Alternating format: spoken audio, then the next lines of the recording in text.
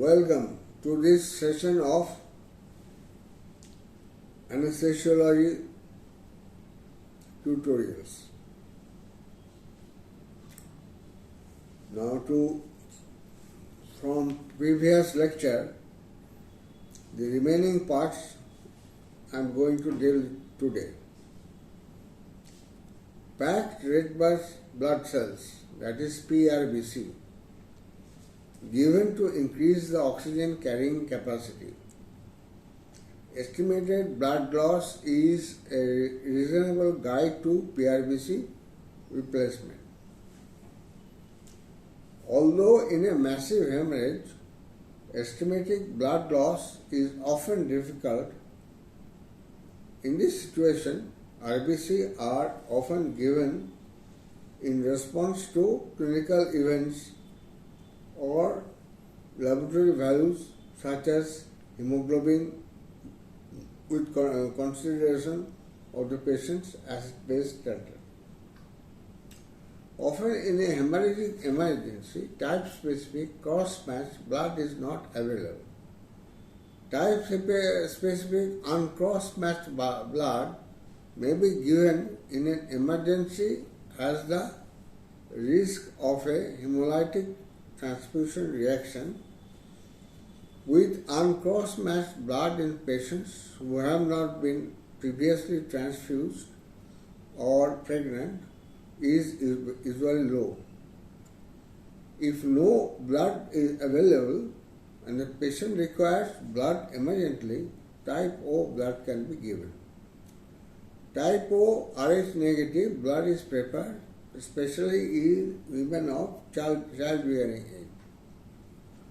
Once a large volume of type O blood is given in an emergency, caution must be taken when subsequently administering the type-specific blood due to the presence of anti-A and anti-B antigens in the circulating type O blood, leading to hemolysis in the type-specific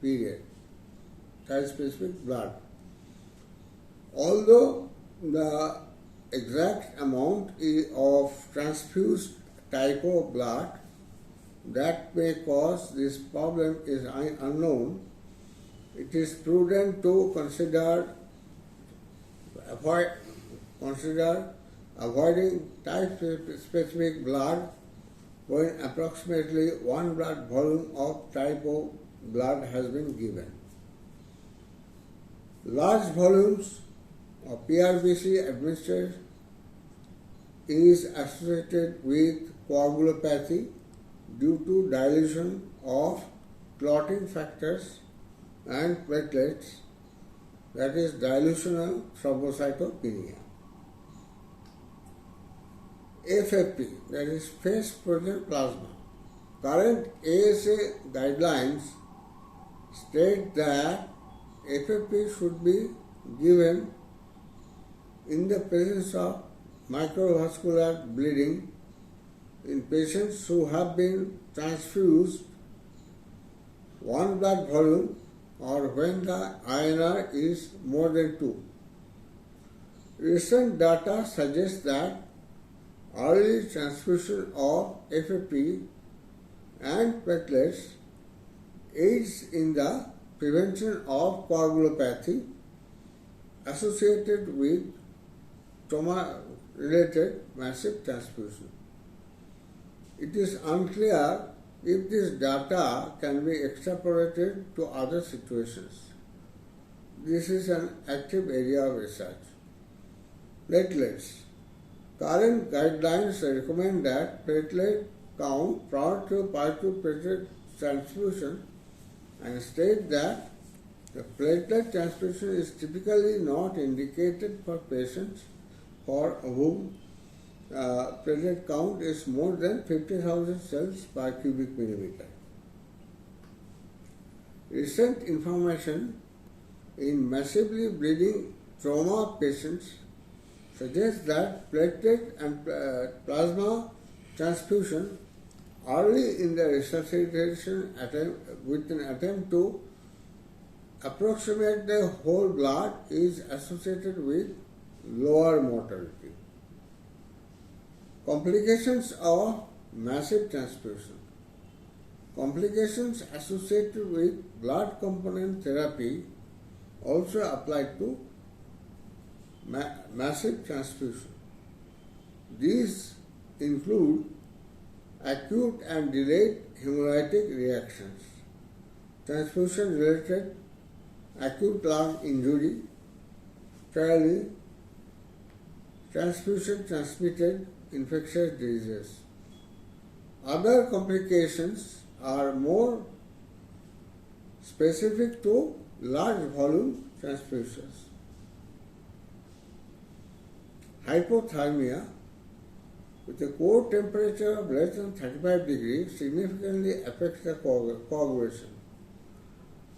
The more hypothermic the patient is, the higher the risk of microvascular bleeding.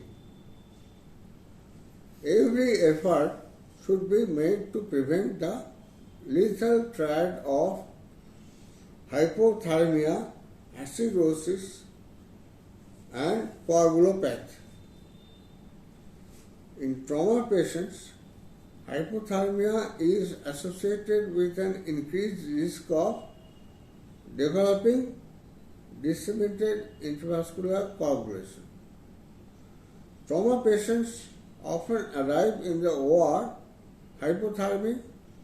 Reviving the patient requires substantial effort, but the difference in outcome will be significant.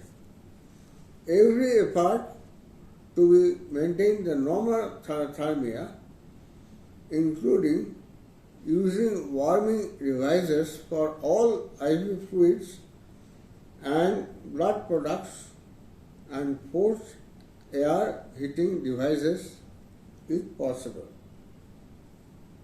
Hypocalcemia due to citrate anticoagulant in the blood products binding calcium, or may manifest as decreased cardiac contractility and ECG abnormalities, contributes to coagulopathy.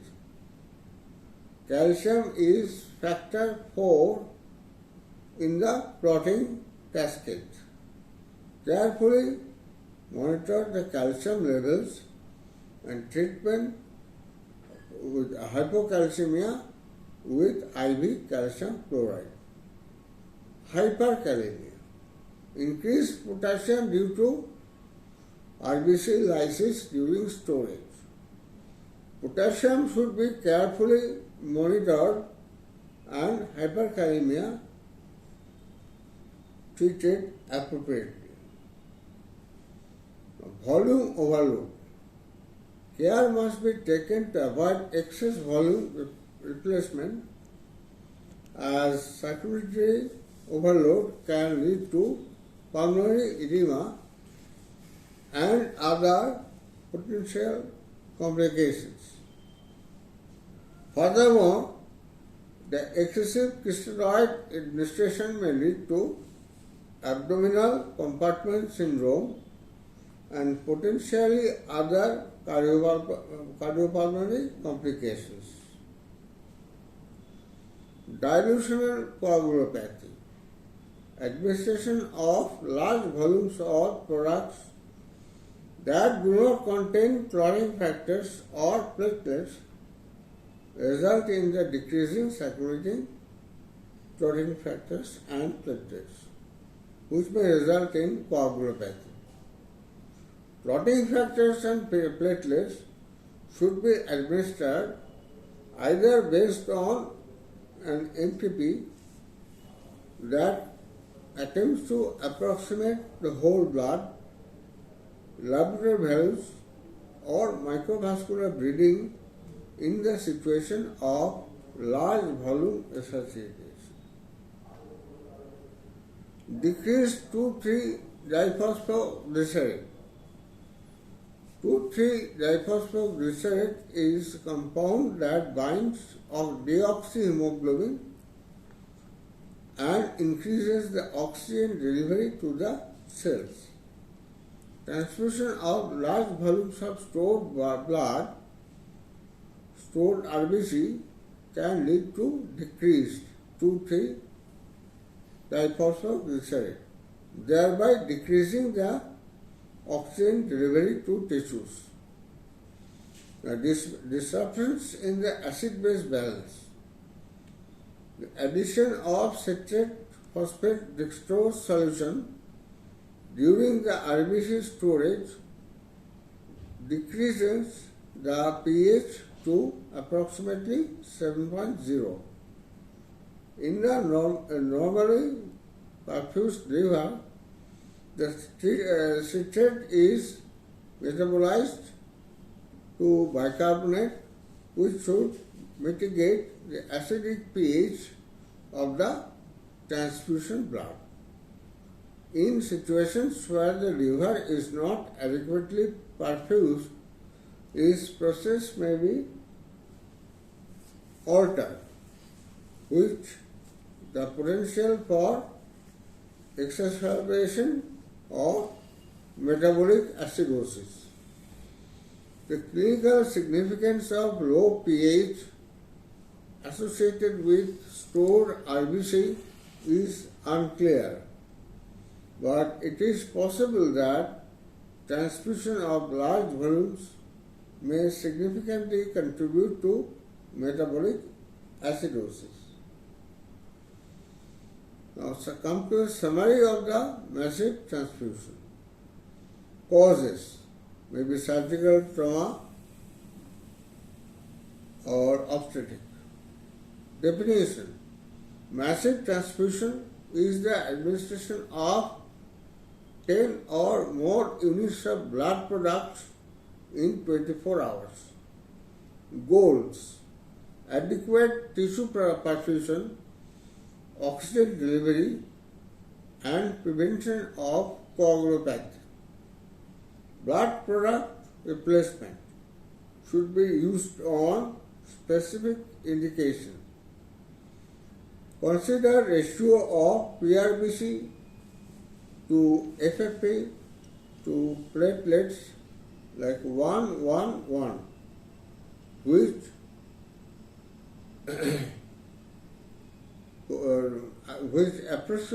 approximately closely with the whole blood, especially in massively bleeding trauma patients. Complications, risk associated with blood products replacement apply. Specific risk for massive transfusion including hypothermia, hyperkalemia, hypocalcemia, dilutional coagulopathy, volume overload, and decreased 2,3-diphosphoglycerate.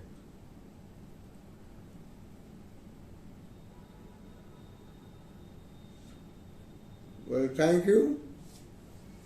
This comes to the end of the series of lectures. We will meet next day.